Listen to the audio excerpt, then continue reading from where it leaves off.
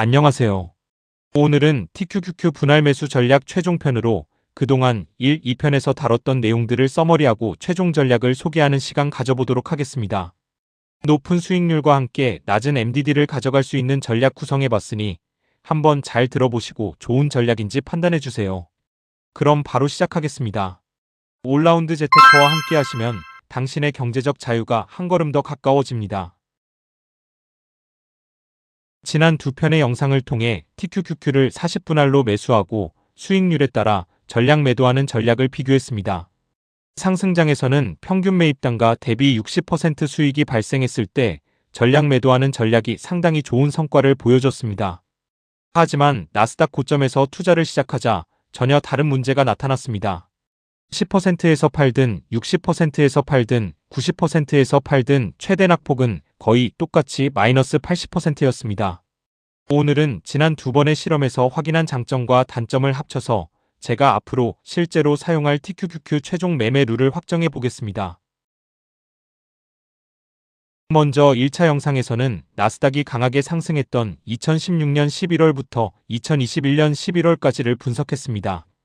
최초 자금은 1억 원이고 이를 40분할에 하루에 한 번씩 TQQQ를 매수했습니다.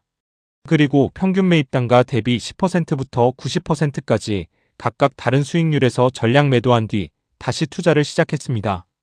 이 실험의 목적은 단순했습니다. 상승장에서 너무 빨리 수익을 실현하는 것이 좋은지 아니면 충분히 상승할 때까지 기다리는 것이 좋은지를 확인하는 것이었습니다. 결과는 낮은 수익률에서 자주 매도하는 것보다 60%에서 전략 매도하는 전략이 더 좋았습니다.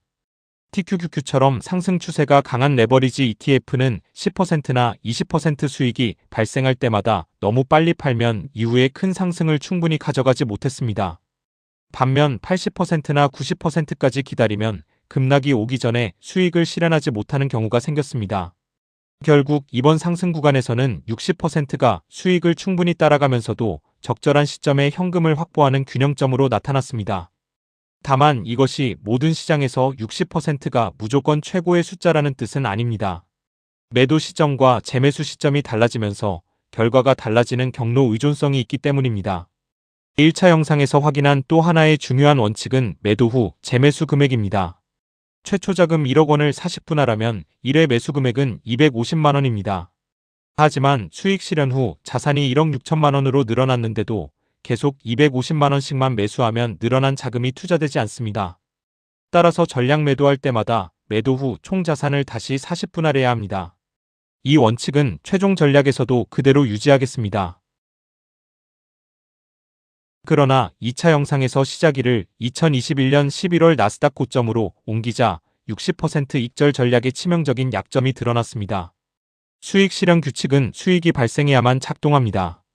평균 매입단가보다 60% 상승해야 전략 매도할 수 있는데 매수를 시작하자마자 장기 하락이 시작되면 매도 조건 자체가 발생하지 않습니다. 주가가 계속 내려가는 동안 40분할 매수는 계속 진행되고 얼마 지나지 않아 대부분의 현금이 TQQQ로 바뀝니다. 그 이후 추가 하락이 발생하면 현금은 거의 남아있지 않고 보유한 TQQQ가 하락을 그대로 맞게 됩니다. 더 놀라웠던 것은 익절률을 바꿔도 최대 낙폭이 거의 달라지지 않았다는 점입니다. 10% 익절도, 40% 익절도, 60% 익절도, 90% 익절도 계좌가 약 80%까지 줄어들었습니다. 왜냐하면 하락장에서 문제가 발생한 시점은 수익을 실현한 이유가 아니라 수익이 한 번도 발생하지 않은 매수 단계였기 때문입니다. 60% 익절 규칙이 나빠서가 아닙니다. 60% 익절 규칙이 작동할 기회 자체가 없었던 것입니다. 따라서 최대 낙폭을 줄이려면 매도 수익률을 60%에서 40%나 20%로 낮출 것이 아니라 하락 추세에서 매수를 중단하고 이미 보유한 물량도 줄이는 규칙이 필요했습니다. 그래서 최종 전략은 지난 두 영상의 장단점을 합치는 방식으로 만들었습니다. 상승장에서는 1차 영상에서 가장 좋은 결과를 보여준 60% 전략 매도 규칙을 그대로 사용합니다.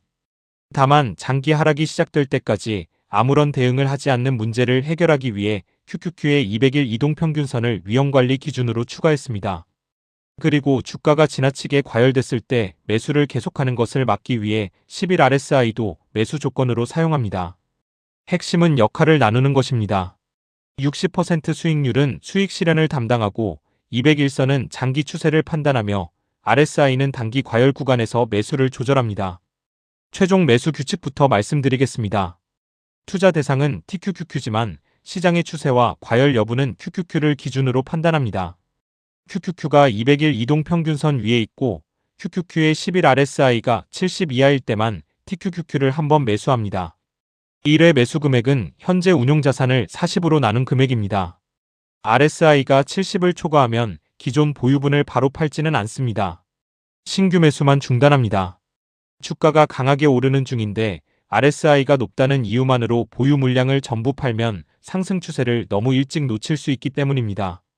따라서 RSI는 매도 신호가 아니라 과열 구간에서 추가 매수를 막는 신호로만 사용합니다. 가장 중요한 위험관리 규칙입니다. QQQ가 종가 기준으로 200일 이동평균선을 하향 이탈하면 다음 거래일 시가에 보유한 TQQQ의 70%를 매도합니다. 그리고 QQQ가 200일선 아래에 머무는 동안에는 TQQQ를 추가로 매수하지 않습니다. 전량 매도가 아니라 70%만 매도하는 이유는 200일선을 잠깐 이탈했다가 바로 반등하는 경우를 고려했기 때문입니다. 전량 매도하면 진짜 하락장에서는 방어력이 가장 좋지만 빠르게 반등하는 시장에서는 상승을 놓칠 가능성이 커집니다. 반대로 50%만 매도하면 시장에 남아있는 비중이 커서 장기 하락에 대한 방어력이 약해졌습니다.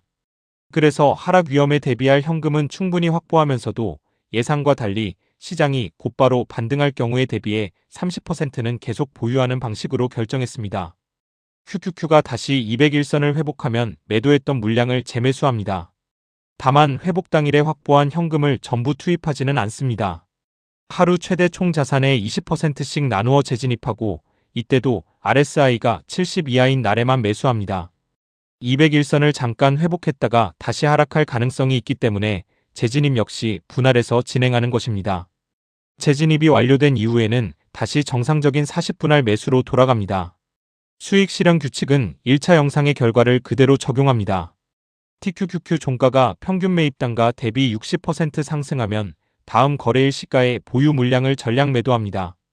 그리고 매도 후 늘어난 총 자산을 다시 40분할에 다음 투자 사이클의 1회 매수 금액을 결정합니다. 최초의 250만 원을 계속 사용하는 것이 아니라 매도할 때마다 총 자산을 기준으로 매수 금액을 다시 계산해야 복리 효과가 유지됩니다.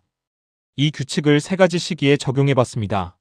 먼저 2016년부터 2021년까지의 강한 상승장에서는 기존 60% 익절 전략의 연평균 수익률이 83.0%, 최종률이 83.2%로 거의 같았습니다.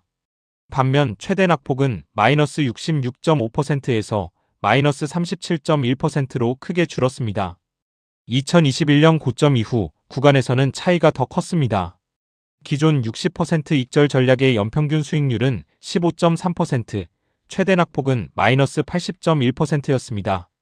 최종률은 연평균 수익률 38.8%, 최대 낙폭 마이너스 39.9%를 기록했습니다.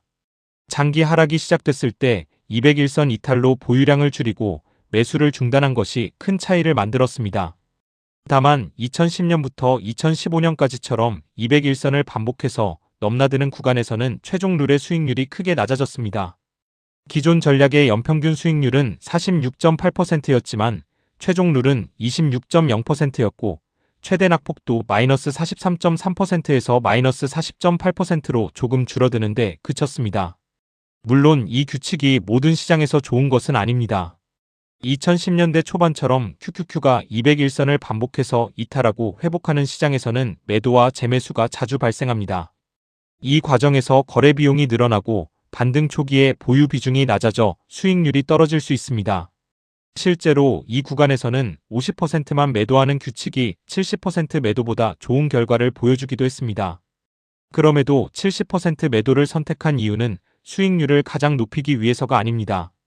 제가 해결하려는 가장 큰 문제는 TQQQ가 장기 하락에 들어갔을 때 계좌가 마이너스 80%까지 내려가는 상황입니다. 50% 매도는 횡보장에서는 유리했지만 2016년부터 2021년까지의 결과에서 수익률과 MDD가 모두 70% 매도보다 좋지 않았습니다. 따라서 상승장 수익을 최대한 유지하면서 장기 하락에 대한 방어력을 높이는 쪽에 더 높은 우선순위를 두고 70%를 선택했습니다. 최종 룰을 한 장으로 정리하겠습니다.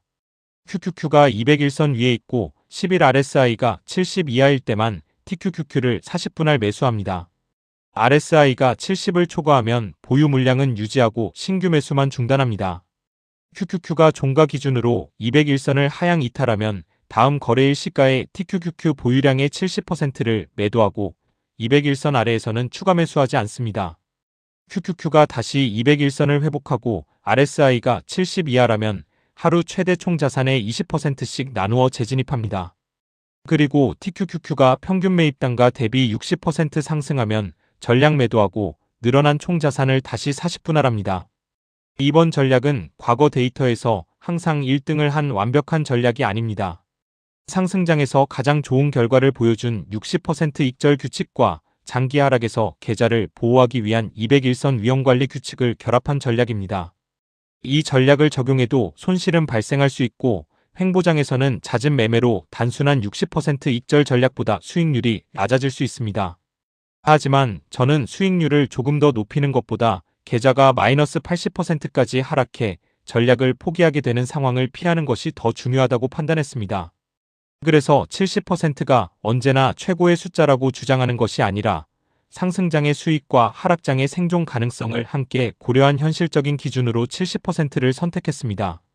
앞으로는 이 규칙을 실제 시장에 적용하면서 매일 매수 여부와 매수 수량, 평균 매입 단가와 위험관리 신호를 공개하겠습니다. 이 전략이 실제 시장에서 어떻게 작동하는지 함께 지켜봐 주시면 감사하겠습니다. 그럼 연휴 잘 보내시고 MSTY 리뷰 영상으로 다시 돌아오겠습니다.